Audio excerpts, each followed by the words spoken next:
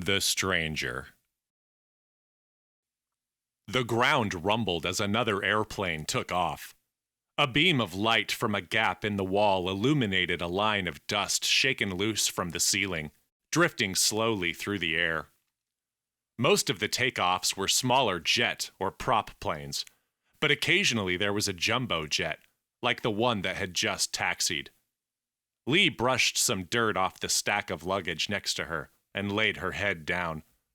Sleep was impossible, but that didn't mean she couldn't close her eyes and imagine she wasn't trapped in a metal box with Joseph and his white mask across from her, lingering in the shadows. Focusing on how hungry she was made it easier. I would eat anything right now, even Joseph's gross-ass hand. Other than a protein bar she'd swiftly stolen from the pocket of a dead man on the side of the road during their trek here. Strawberry cream. It had been days since she'd last eaten, and she hadn't had anything to drink in at least 24 hours. I would even eat haggis, Jeff. I would. It seemed they were waiting for the cover of nightfall, though Leigh had no real idea because Joseph hadn't said a word the entire time they were inside the luggage container. Based on the length of the trip so far, and knowing their intended final destination, Leigh guessed they'd made it all the way to N'Djamena International Airport. Joseph said he was taking her to London to find the second stone, and it would have been the only international airport within a week's drive. True to his word. Classic Joe. 3 days before, he had used the smallest stone to force a confession from her, during which she'd seen a vision that had haunted her every waking moment since. Soon after the ceremony, Leigh had been tossed into the rear of a box truck stinking of old meat, joined by Joseph before they departed with 24 riders and their pet birds in tow. So far, they'd traveled hundreds of miles through scorching desert, trapped in the truck's cargo container, which might as well have been an oven. Her body couldn't stop sweating out what little water it had, and at several points she felt as if she were going mad. The only real relief came from Leigh's constant loss of consciousness, which made her concept of time irrelevant. 3 days was a guess, at best. Some of the time awake was spent playing a game with herself, figuring out who in history had had it worse than her. The poor souls cramped into 4-foot by 3-foot boxes in Urga, Mongolia, early 20th century. They had it pretty bad. Limbs would atrophy. Whole mess. Then there's the slave ships out of Africa. Hundreds of souls shoved into a crawl space like sardines, forced to travel lying down for months at a time. Or I could have been stuck in the Tower of London in the 13th century. No, thank you. This is slightly better. At least I'm telling myself that. The trip gave Leigh plenty of time to hate herself for telling Joseph where the second stone was. Gave up your best bargaining chip. Stupid. It also gave her ample time to dissect what she'd felt in the cave when Joseph had touched her. The shit I saw, I can't get it out of my head. It won't leave me alone. I think this guy is crazy and dangerous. Astronomically so. Whatever the stone allowed him to do, she never wanted it to happen again. The experience was much more than pain. It had broken her psyche. Luckily, the smallest stone ran out of juice before she could spill her final secret. If anything were to happen to her, no one would be able to find the third, largest stone. Which I pray would prevent what I saw. Weird to think my death might be the best solution for everything, and everyone. During the trip to the airport, the Wraithian caravan passed several villages along the road, and stopped at each one. What commenced was something Leigh could have never believed real unless she'd lived through it. There was no escape from hearing everything as the Wraithians ransacked farms, houses, businesses, and anything able to be desecrated. Dogs were barking. Cattle and sheep called out desperately. The desert riders howled and shrieked, raising hell into each of the caravan knights traveled. Try as she might, she couldn't ignore the sounds. Good thing I never believed in God, or else this would be a doozy of a faith crisis. Curious what Mom would say to justify all this. During one such pillaging, Joseph had lifted the rear gate, as he usually did, giving her the chance to step out into the evening air. On this night, much of the violence was within sight, and Joseph did not leave her to walk among it, as he was prone to, as though drawn to conflict like a moth to a flame. This night, he asked Leigh to watch the Wraithians at work, insisting it would be of great value to her. Leigh instead said, "Fuck you and your pets." Joseph chuckled. They would be most unhappy to know you think our arrangement is such. The Wraithians will perform their rituals, collect their wrath, and depart. The village will be a shell of its former self, able to regrow. They simply act as all plagues do. Plagues are evil. Plagues are a part of life, which knows not of green lights and red. It is a fluid ocean of energy colliding. The boy figured it out. It's what made him special. A fire cannot roar without a tree to burn, and a tree cannot grow without soil made from long dead others. Highwind cannot exist without Eros. A humor within reality, perhaps. Leigh's rage boiled over. And you're going to what? Fix it? Is that it? Get rid of the humor? Joseph's mask fixed on her, but he said nothing. That's it, isn't it? Why, when I asked you what you wanted, you said nothing. Because you mean it. Again, Joseph didn't respond. Don't bother denying it. I saw it all when you touched me with your fucked up hand. Joseph huffed like a wild beast. So, Bellew saw fit to show you. Very well. I don't know what happened, but I saw it. What you really are, Leigh said. I saw the kid, and your plan. I saw the black empty explosion. I saw what it does, or undoes. I'd bet your Wraithian pals don't even know what you're really after, as ludicrous as it sounds. They think you're starting a war for the control of hell. What's to keep me from telling them the truth? Joseph clenched his fists. Silence would benefit you far greater. Not really convincing me, she said. Gripping the high rear door, Joseph threw it down in one swift movement, shutting off the cool evening air. That confirms it. Full-on madman. I have to tell someone. Anyone. Because I am way too goddamn tired to save the cosmos right now. That was the last Leigh had seen of the sky until arriving at Jamina, which seemed a miracle in and of itself. A guy in a mask, surrounded by wild horse riders, strolling through society unnoticed? The riders' smell alone should have set off alarms as they neared civilization. Leigh thought, This is it. They're done. No way. 100 times. But the Wraithians seemed to have every trick needed up their sleeves to pass through society unnoticed. She'd watched in slight horror as the 24 or so riders who'd accompanied them on their trek washed away the white markings on their skin, skillfully covered their remaining tattoos with clothing and makeup, and transformed into upstanding citizens. Whether the situation called for them getting past a blockade or navigating cops looking for a bribe, the riders were able to break character and joke along with the police or commercial checkpoint officials until they were allowed to pass. Some of these fucks must have been cops and electrical engineers in their previous lives.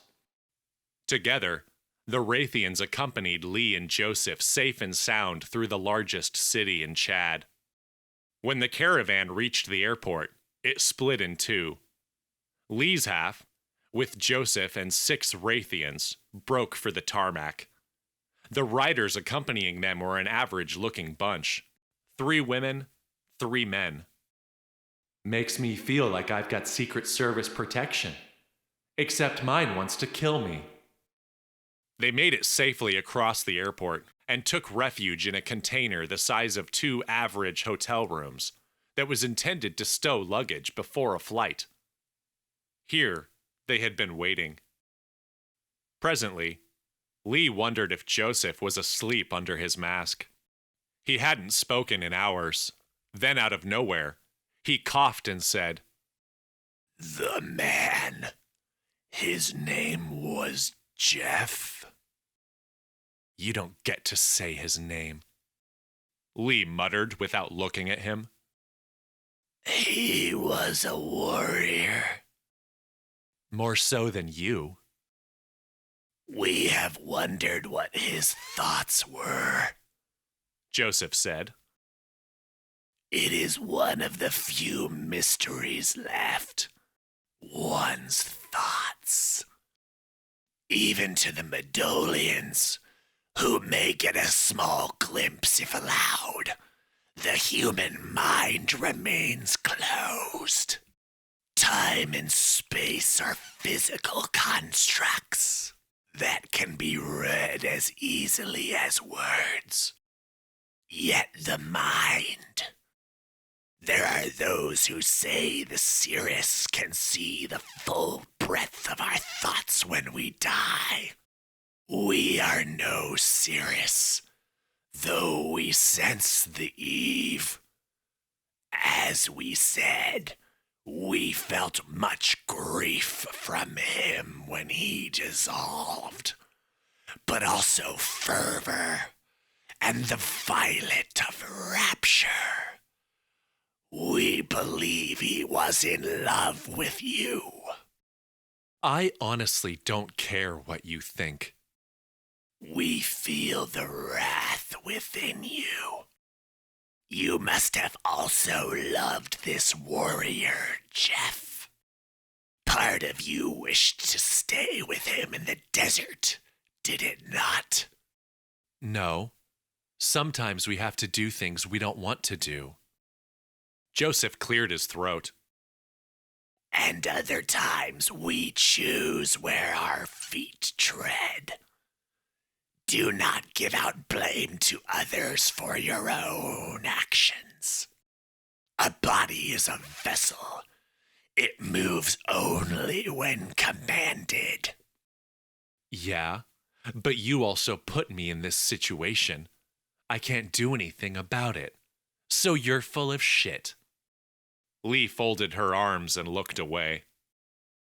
"What about your mind and thoughts and feelings? You've no control over these?" Joseph inquired. "No matter where you rest, you are body and mind both. The body creates change within the earthly realm, while the mind prepares the soul for the next step. Mortals choose their eve, and thus decide what the afterlife becomes." I'm honestly so tired of hearing about this Eve bullshit. Leigh rubbed her temples. You make no sense. The eve is a culmination, a horrid byproduct of all beings. Joseph explained. When life is created on earth, as is rapture. When a life is purposefully taken, wrath is the result, feeding Eros, birthing our kind. Wrath? That's what you said you feel in me? Leigh pressed, hoping she could find something to exploit. Before I pass out again. The wrath within you drew you to the temple, as did theirs. He motioned at the Wraithians, then reached into his cloak for the smallest stone, Melu. The task of filling the brothers was passed through thousands of generations, until Gehenna was swallowed by the sands, lost to time.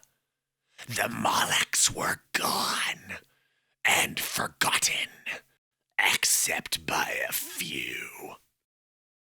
Leigh desperately missed reality. I want off this ride. The mask turned on her. You wish to die? If it stops this funhouse from hell, Leigh said plainly. Shit, I could even do it. Does one of your friends have a gun? The girl makes the boy laugh, Joseph said. However, your death is not allowed until you disclose the location of Ilem. I'm never going to tell you where the third stone is. You will.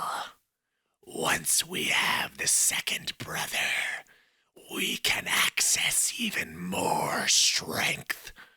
We can use the pain. You remember the pain, don't you? Joseph asked. It wasn't just pain, you dick. Yeah, I remember. Everything, Leigh said. Like what I saw, what you're really after. She spoke loud enough for the Wraithians to know she was including them. So, your friends know you're like a low-level demon, right? A small fry. In no way ready for the kind of challenge taking on the devil presents. It's as though that kind of plan would never work. Joseph huffed violently, silencing her. We meant it when we said silence from you was best. You know nothing of demons, child, He said in a hollow, haunting tone. You think us invisible ghosts? No. The only reason you don't see us is because we don't allow it. You've likely glanced over one and not known it. The Archfiend have taken shape on Earth since the dawn of man. Though most are vain, yes, blind, condemning the great heritage of the beast of which they were blessed. This is why the Nameless took action. This is why we, Joseph, exists. Sounds like someone is a special little guy. We have something no Archfiend before has possessed. The kid? Leigh asked. With the boy, we may walk the earth as human, aiding our journey. Here's something. That all he is to you? A vessel? Leigh asked. We are strong together. The Archfiend play with humans, never seeing the strength in taming one. How does that work exactly? Do you have to sign release papers to get out of hell? Forgive me. I've never been very religious. Entering Earth is no easy task, But make no mistake, Eros is not a prison. Joseph said. Many fight to return. The Archfiend cannot stand life on this planet. They are willing to do anything to be free of it. I'll take your word for it. So, you got a body on Earth, then what? It was not effortless. Earthly flesh resists pure wrath all on its own.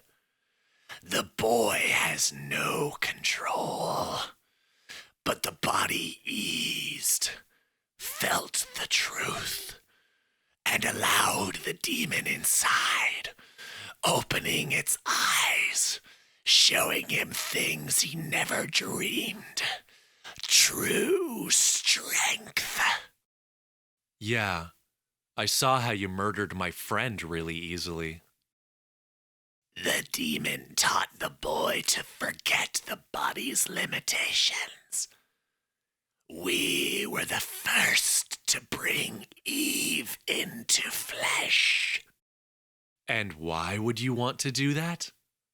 Leigh asked, half pleasantly. Gotta keep him talking. He shook his head. We've spoken enough. No, I don't mean we. I mean you, the boy, Leigh said. Joseph didn't respond. He's in there, right? Not a slave or anything? Leigh asked. You said I made him laugh. I can make him laugh more. She hoped this wouldn't backfire. The white mask lingered. I want to feel like I'm speaking with a human. You want to build trust? Show me a sign of good faith. Joseph stayed silent another agonizing moment. Finally, he cleared his throat and said softly, If you are allowed to speak with the boy, you are likely to tell us the location of the third brother. Couldn't hurt your chances. Joseph stirred. His mask drifted from side to side. Following a murky growl, he muttered, Very well. Placing his hands on his knees, he looked at the ground near his feet. His shoulders rose and lowered slowly, as the arch in his spine curled farther forward. With a fierce cough, he straightened it with a sharp crack. Wet lungs fought for breath as his hands gripped his knees for support. A moment later, he found a steady breathing rhythm, and his body relaxed with a sigh. The white mask drifted about the container, as though he were seeing it for the first time. It settled on Leigh. Hello, A new voice said. Leigh barely held on to her breath. She dashed through responses in her head. Everything seemed wrong, like it might set him off. She settled on, Hi. His gloved hand stretched out and touched everything within reach. It's been so long since I've felt. His voice was weaker now, his words sluggish. You wish to speak with me? Leigh took a moment. Yes, I did. I'm glad you were able to. First, what's your name? It's not Joseph, is it? He shook his head. What is it? Mason. It's nice to meet you, Mason. Mason laughed callously. What is it? Leigh asked. That's what the doctors used to start with. Good reveal. What doctors? Lamprey, Wilson, all of them. I'm not a doctor. Of medicine, at least. I'm an archaeologist. I wanted to speak with you because I want to make sure you're okay. Mason cupped his hand where his mouth would be. paging Dr. Bull. No, really, Leigh pleaded. I've seen what's happening to you. You can't feel well under that mask. What if we... Show us your goodwill. Mason said with a cold chuckle. Excuse me? Mason's words slowed and his tone lowered. You asked the demon to show you goodwill, so show me some. What do you want in return? Tell me something. Something about you. I want to smile. About me? Like what? Just start. Mason, if you could point me in the right direction, I'd be... Start! Talk! No! Mason boomed, slamming his hands on his knees, his shoulders heaving. It's okay, I am. Let's see. I'll tell you about my hometown, okay? It's a nice place. Probably not much different from where you grew up. Do you remember where you grew up? Leigh waited, but Mason stayed quiet, listening intently. When I was little, it was a small place, like 10,000 people, maybe more. Everybody knew everybody. But every time I've gone back, it's just, well, exploded. Exploded? The mask tilted to the side.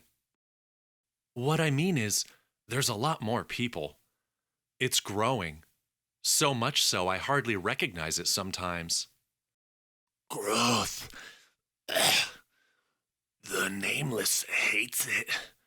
He showed me that the more there is, the more there is that hurts. And more who serve as slaves. The Nameless is wise, Mason said. What else does Mr. Nameless say?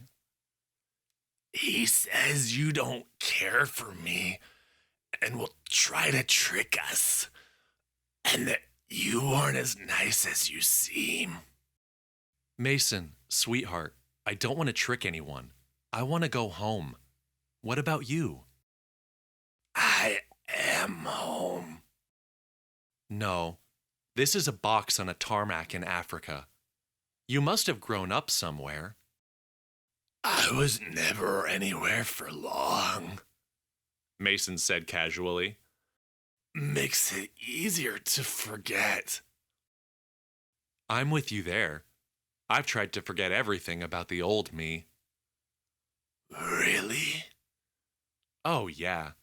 You know how long I've been trying to forget high school? I mean, the cliques, the drama, the parties, the boyfriends. Ugh. All it did was slow me down. Worst 4 years of my life. Leigh sighed and let her shoulders down, feigning comfort. I knew you were special. I told the Nameless so, Mason said. School is for the weak, the stupid. His right knee was pumping like a car piston in an idling engine. Their faces were flat, pointless. They were hateful, judging always. The dissection was wrong. He did it wrong. We need another frog. Tell him so. Tell him so. Cut it down the middle. Mason was hyperventilating. The mask swung from side to side. Leigh let him calm before speaking softly. I hear you on the judging. I'm sorry people treated you that way. But if there's one thing I learned after all these years, it's that there's always time to change. You can always become better. How do you see yourself better? Mason asked with a soft inquisitiveness. For one thing, something to drink and eat would make me instantly better, Leigh said. How about you? What would make you better than you were yesterday? Mason looked around, as though thinking. Nothing would. I'm safe. You may think that, but at the end of the day, it's not just you in there. And your body doesn't sound good. Don't you want it to be yours again? I like being in control of my body.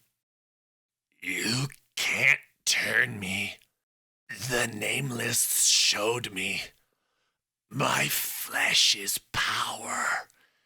It's freedom. I'll use them both.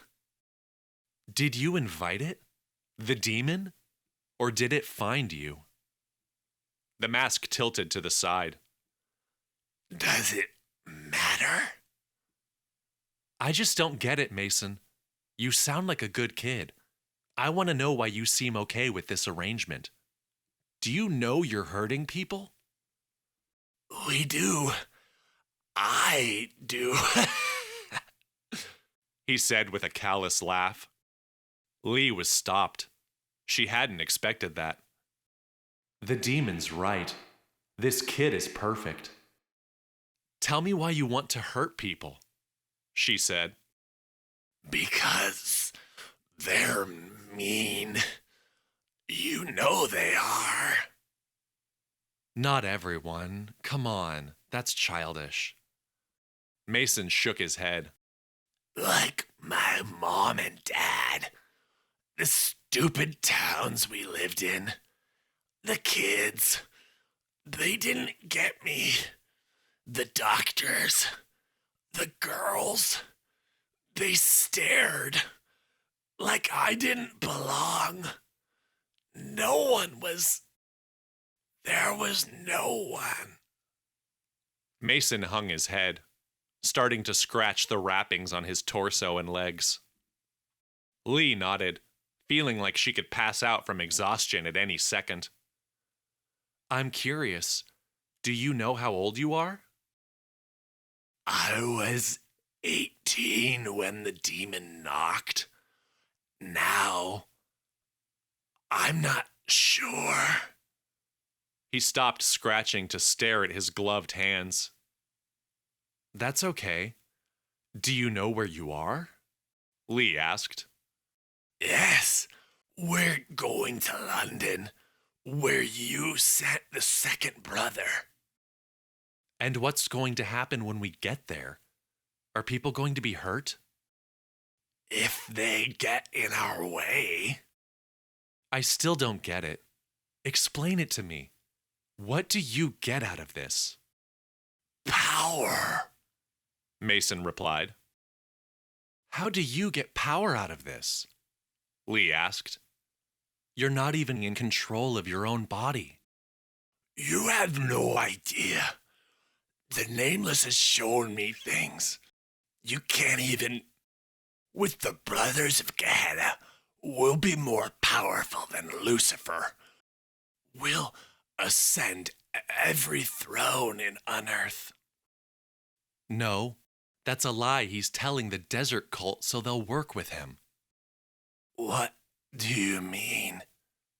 Mason asked. I saw it when he used the small stone on me. He wants to use them to... Mason suddenly convulsed, silencing her. His body quaked as he screamed through torn vocal cords, and his head whipped back. No! The voice of Joseph boomed. That is enough. You will speak no more. His posture curled forward. The boy will never be back to the surface. Ever. Learn your place, both of you. You bag of shit, Leigh spat out. If you want to kill me, do it. But I'll never stop trying to stop you, or your friends. Joseph laughed and sighed. A defender now. Why claim to loathe conflict? You fool no one.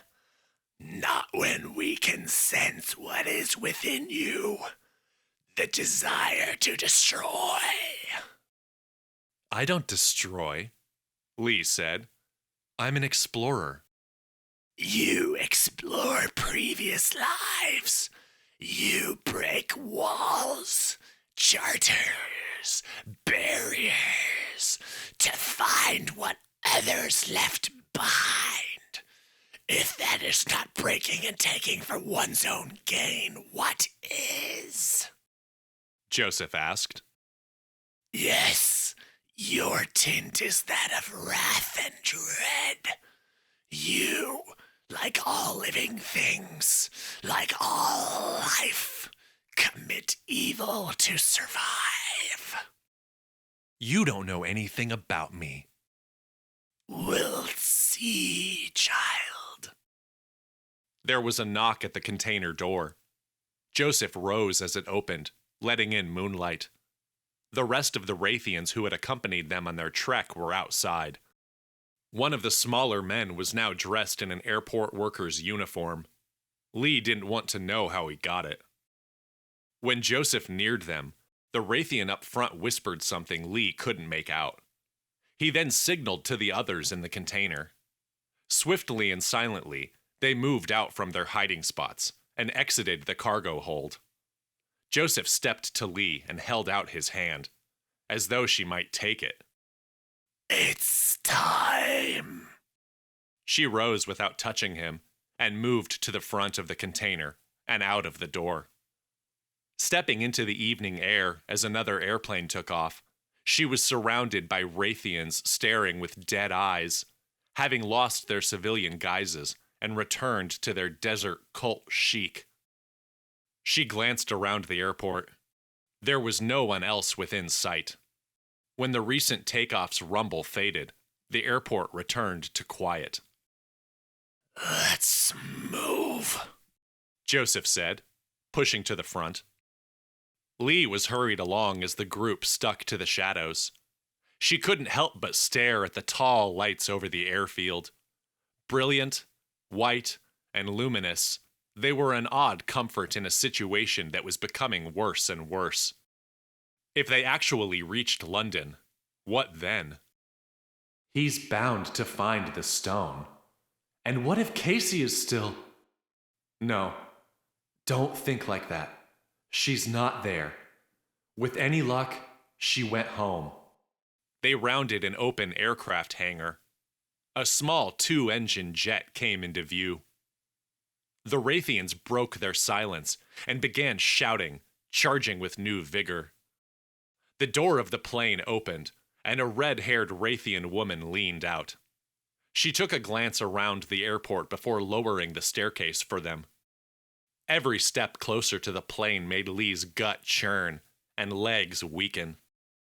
Please, anywhere but in a tube at 30,000 feet with these guys. Just before Joseph marched onto the stairs, he froze in place, and Leigh nearly ran into him, finding his mask pointed off to their left. Joe, you okay? She asked. We felt. He trailed off, stepping away, seemingly having forgotten all about her and the plane. His head was pointed up to the night sky. He lifted his hands, as though feeling the heat of an invisible fire. The Wraithians were waiting calmly, not the least bit swayed by his behavior. Voodoo bullshit. Swear to God. Joseph gasped. It's her. A new player. A familiar face. From long ago. He turned to the Wraithians and said a few grave words in their language. Leigh swore they were downright surprised. You felt something? She asked. But Joseph was not listening. If she is returned, that can only mean... For the first time, he was starting to sound panicked, muttering to himself before stomping up to the Wraithians. We must move up our schedule. Call the Medolian. The three up front, 2 males and a female, took a couple of steps forward, reached into their satchels, and revealed small black stones. The same ones Leigh had seen them trying to catch blood with during her interrogation. Along with the stones, they also revealed serrated daggers. A voice spoke up from behind Leigh. "Do you think that is wise?" The red-haired Wraithian leaned out from the plane door, keeping watchful eyes on the perimeter. "Others will be able to sense the signal." It was the first time Leigh had heard one of the Wraithians speak English, or at all curtly to Joseph, who did not miss a beat. "We must take that risk. A celestial has entered the game," he said. The red-haired Wraithian grew tight-lipped and nodded. Joseph motioned at the three up front holding stones and daggers, waiting for his orders. "Call her." The three Wraithians began to grunt and huff and flex every muscle in their bodies. Throwing their heads back, they roared. Veins bulged. There was snarling. They bit into their own tongues and cheeks, drawing streams of blood, and with a final cry, swiftly jammed the daggers into their own sides, opening holes large enough to plunge the black stones into themselves. The screaming continued as long as they could keep it going. God Almighty, this isn't happening. Leigh looked away, but could still hear everything. "What are you doing? You're going to get caught!" she screamed at Joseph, whose mask was fixed on the act. "A plane will no longer do," he answered. "Desperate times, Leigh." The screams of the Wraithians died down. Their blood pooled on the pavement as they drooped to the ground, soon silent and still. Their brothers in arms took the daggers and finished the job, slicing their throats from ear to ear, pocketing the daggers after. "You people are insane," Leigh said, choking back some vomit. Joseph's mask turned down to her. "Define sanity." Before she could muster a response, a blinding strobe struck her eyes, and a flash of wind came out of nowhere, nearly shoving her off her feet. She peered through her fingers as a shadow appeared in the light. The flash faded as quickly as it had arrived, and a new figure stood 10 feet away. She could not see much, squinting to make out any detail on the woman who'd appeared out of nowhere, but could tell she had a rigid posture and was holding a bladed weapon of some kind. "You rang, my love?" the mystery woman asked Joseph. Sorry, did she say love? Leigh would have laughed if she wasn't so scared.